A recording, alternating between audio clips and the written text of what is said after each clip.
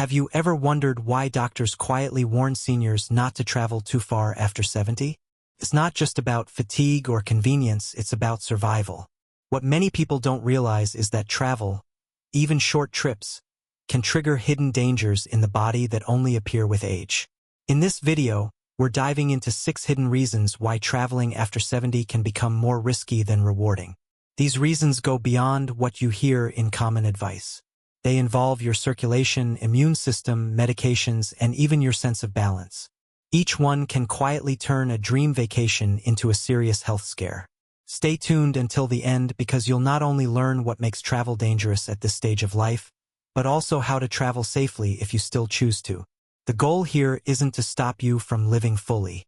It's to help you live wisely and longer. Now let's get started. Number 1, the hidden threat of circulation problems. One of the biggest but least discussed dangers of traveling after 70 is poor circulation.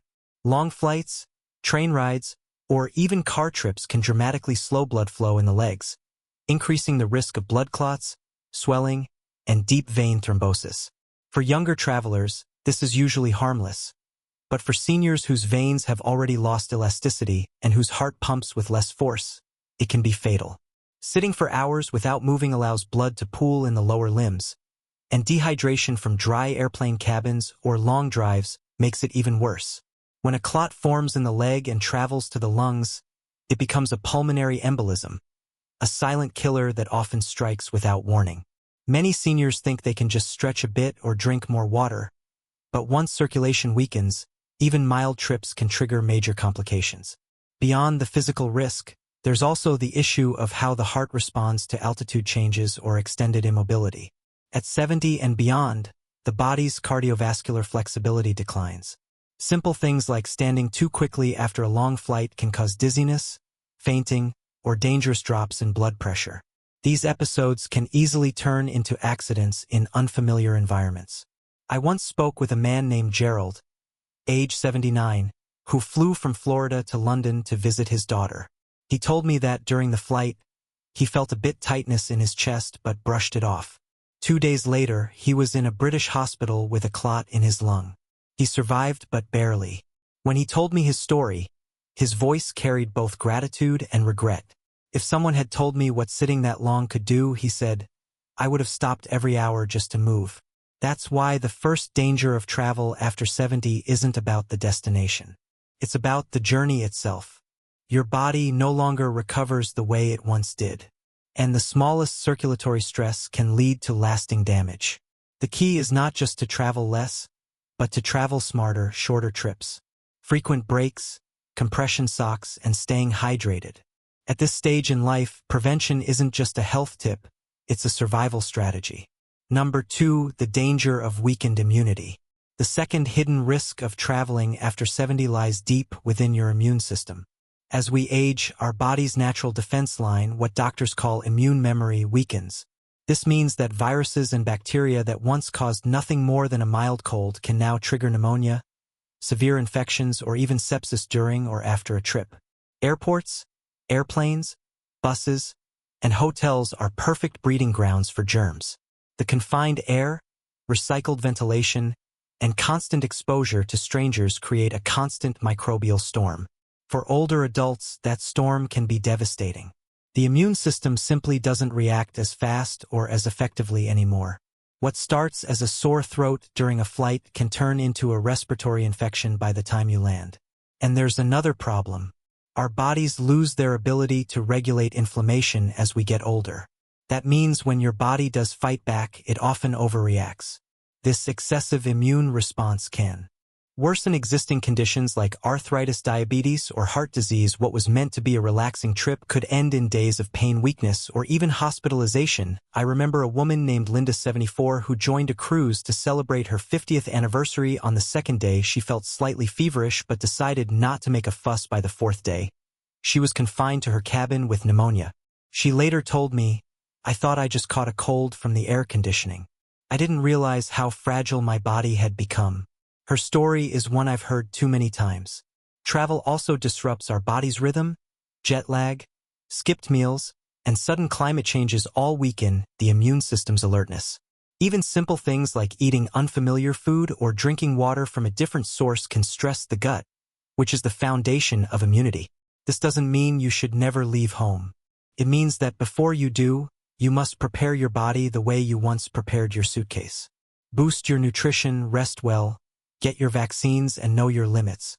A healthy immune system is your passport to safe travel. And without it, no destination is worth the risk.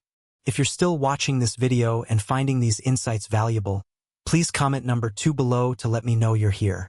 And if you haven't subscribed yet, I recommend you subscribe and turn on the bell so you don't miss any videos. Your support helps us continue creating good content to inform and inspire you.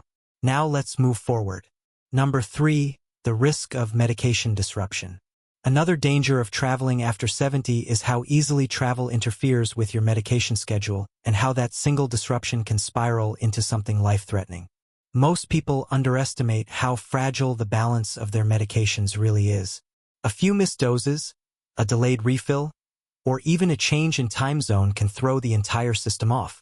Our bodies after 70 depend on rhythm, especially when it comes to medicine. Blood pressure pills, diabetes medication, thyroid hormones, or heart drugs must be taken at consistent times for maximum effect. But when you travel, everything changes. Meal times, sleep patterns, time zones, even the food you eat.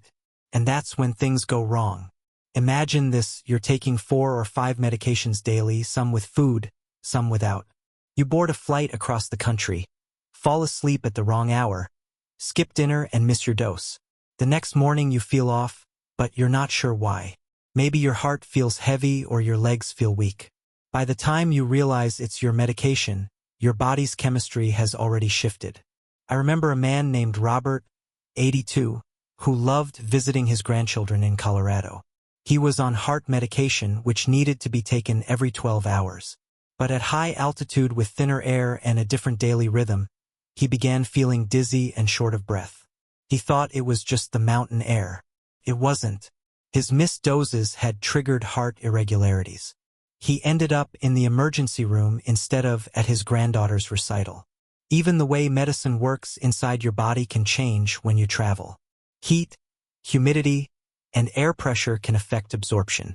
Some medications lose potency when exposed to sunlight or stored in hotel rooms without proper cooling. Seniors also often pack pills in organizers or zip bags, unaware that moisture or light exposure can reduce their effectiveness. And let's not forget the biggest mistake of all, mixing unfamiliar over-the-counter drugs like motion sickness pills or pain relievers with prescriptions. The interactions can be unpredictable and sometimes deadly. So before you travel, make your medications your top priority. Prepare them with the same care you'd give to your passport. Write down every name, dosage, and timing. Keep spares in different bags. And if you travel across time zones, ask your doctor exactly how to adjust your schedule. Your medication routine isn't just a habit, it's your life's safety line. When you travel after 70, it's the one thing that should never, ever change. Number 4, the strain of environmental stress. One of the most underestimated dangers of travel after 70 isn't what happens inside your body. It's what the environment does to it. When we're young, our bodies adapt effortlessly to change temperature swings. Humidity shifts, high altitudes, different time zones. But after 70, those same changes can shock the system in ways we don't expect. Older adults have a weaker thermoregulation system, the body's ability to control internal temperature. That means extreme heat can cause dehydration and confusion, while cold weather can reduce blood flow to vital organs. A mild heat wave in another country, or even a cool draft on a tour bus, can trigger dizziness, weakness, or heart strain. Many seniors dismiss these as just travel fatigue, but that fatigue is often the body's distress signal. Air quality is another hidden trap. Traveling to cities with high pollution or pollen levels can irritate the lungs, especially for those with asthma or chronic bronchitis. The immune system and respiratory system are deeply intertwined, and when one falters, the other quickly follows. Even the air pressure changes during takeoff and landing can impact blood oxygen levels. Something older hearts and lungs handle poorly. Then there's jet lag. For younger travelers, it's an annoyance. For older adults, it can disrupt sleep cycles, appetite, and even cognitive balance for days. Studies show that seniors recover more slowly from circadian rhythm disruptions, meaning that what used to be a 2-day adjustment can now stretch into a week of fatigue, confusion, and emotional instability. I recall a story from a friend named Harold, 81, who traveled from Arizona to Japan. The time difference, humidity, and change in diet hit him all at once. On the 3rd day, he fainted in a hotel lobby. The doctors said his body was overwhelmed, a mix of dehydration, lack of rest, and blood pressure fluctuation.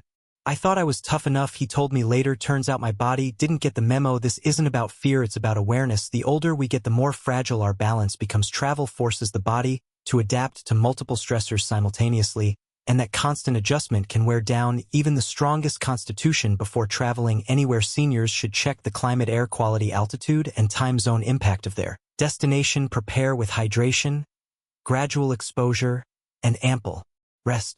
Because it's 70 and beyond, surviving travel isn't just about where you go, it's about how well your body can handle getting there. If you're still watching this video and finding these insights valuable, please comment number 4 below to let me know you're here. And if you haven't subscribed yet, I recommend you subscribe and turn on the bell so you don't miss any videos. Your support helps us continue creating good content to inform and inspire you. Now let's move forward. Number 5, the mental toll of overstimulation. There's a hidden part of travel that few people talk about: the mental and emotional strain it puts on older adults. For those over 70, the world can suddenly feel faster, louder, and more confusing than it once did. New environments, crowded airports, unfamiliar languages, and constant sensory input can overwhelm even the calmest mind. What used to be exciting can now quietly drain mental energy. Our brains naturally slow down processing speed with age. That's not weakness, it's biology. But when faced with endless flight announcements, noise, bright lights, and tight schedules, the brain must work overtime to stay oriented. For some seniors, this overexertion leads to anxiety, disorientation, or even short-term cognitive lapses. They forget which gate to board at, where they placed their passport, or what time their medication was due. And that confusion doesn't just cause stress, it increases risk. There's also something deeply emotional about traveling at an older age that few prepare for. Many seniors visit places tied to memories: childhood homes, honeymoon, destinations, or cities where loved ones once lived. Seeing those places again, now changed or gone, can stir an unexpected wave of sadness or nostalgia. It's not just travel fatigue, it's emotional whiplash, a confrontation with the passage of time. A friend of mine, Martha, 78, once told me, "When I walked through Paris again, it wasn't the city that had changed, it was me. I realized I no longer had the energy to enjoy it the way I once did." That realization hurt more than I expected. Her honesty struck me. Travel after 70 often brings profound emotional truths about aging, loss, and our own limitations. Even small things can take a toll: adjusting to new beds, different food textures, or language barriers.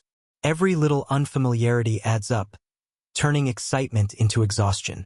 For some, that stress lingers long after they return home, leaving them restless or melancholic without knowing why. This doesn't mean you should never travel. It means you should travel differently, slowly, intentionally, with rest and reflection built into the journey. Avoid overcrowded tours or rushed itineraries. Give yourself time to absorb rather than endure. Travel is supposed to enrich the soul, not exhaust it. But after 70, it's easy for the mind to become overwhelmed before the body even realizes it. Awareness is the first step toward balance. Knowing your limits doesn't make you fragile, it makes you wise. Number 6, the hidden dangers of recovery after travel. There's one more truth about traveling after 70 that few realize until it's too late. The body no longer bounces back the way it once did. What feels like a short vacation to others can take weeks, even months, for an older body to fully recover from. The exhaustion, swelling, digestive upset, and sleep disruption that come from long travel are not minor inconveniences. They are signs of stress, and stress at this age can trigger real damage. At 40, you can come home, take a nap, and be fine the next day. At 70, your muscles, circulation, and organs all require more time to restore equilibrium.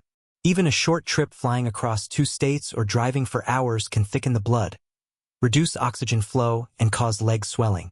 Many seniors underestimate how dangerous this can be, especially for those with heart conditions or a history of blood clots.